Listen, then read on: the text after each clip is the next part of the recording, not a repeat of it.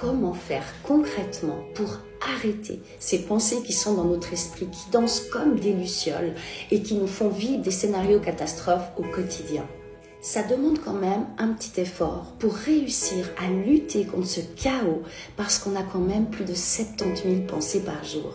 Trop souvent, on cherche midi à 14 heures pour trouver la formule miracle. Mais elle est en nous, elle est toute simple et c'est celle-ci qui va vous aider à avoir un meilleur état d'esprit, à avoir des meilleures journées et à arrêter de déclencher de l'amorosité, du stress, de la déprime et j'en passe. Imaginez une solution accessible gratuitement et sans prescription.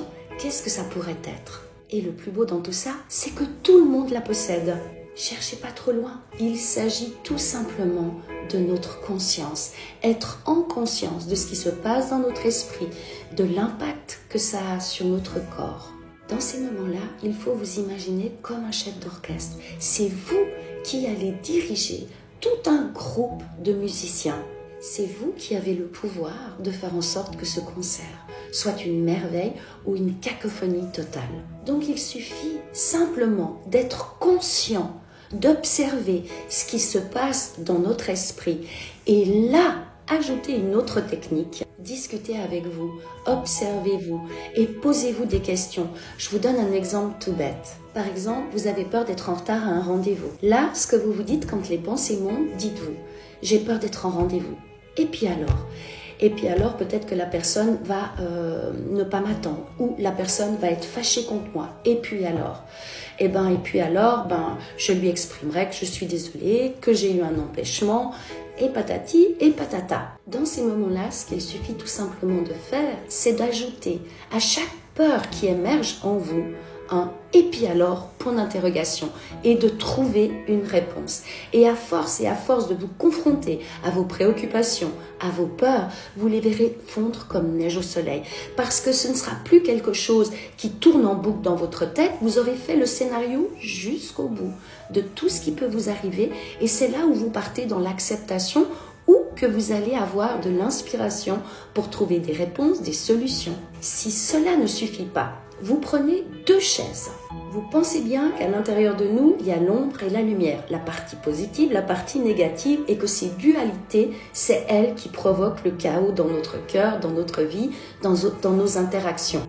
En prenant 2 chaises, vous allez faire le dialogue avec votre partie sage, soleil, non-duel, et après vous changez de place et vous répondez à la question avec votre partie duel. Le fait aussi de mettre le corps en mouvement et de s'auto-réguler, s'interroger, se poser des questions, exprimer nos peurs, donner des bonnes réponses comme on donnerait à une meilleure amie, ça suffit déjà de calmer un petit peu l'effet anxieux qu'on a à l'intérieur de nous dans notre silence intérieur avec nos pensées. Une autre formule encore qui est très efficace, c'est d'aller vous mettre devant un miroir et là vous parlez à haute voix. C'est-à-dire vous exprimez à haute voix toutes les pensées qu'il y a à l'intérieur de vous. Et quand vous allez vous voir devant votre miroir en train de dire blablabli, blablabla, et là, il y a quelque chose de très fort qui monte en nous. On se dit, mais je suis ridicule, mais qu'est-ce que j'invente, mais qu'est-ce que j'insinue? Allez, vous essayez, vous partagez en commentaire vos expériences et je suis sûre qu'avec ces petites techniques, vous allez déjà entre votre conscience, faire un petit théâtre, essayez d'exprimer ce qui est à l'intérieur de vous et que un tout petit truc comme ça vous en faites une montagne, ça va vous aider à dégonfler les peurs, les baudruches que vous créez, toutes ces choses-là. Allez, vous essayez, vous partagez en commentaire et j'attends vos réponses. À bientôt.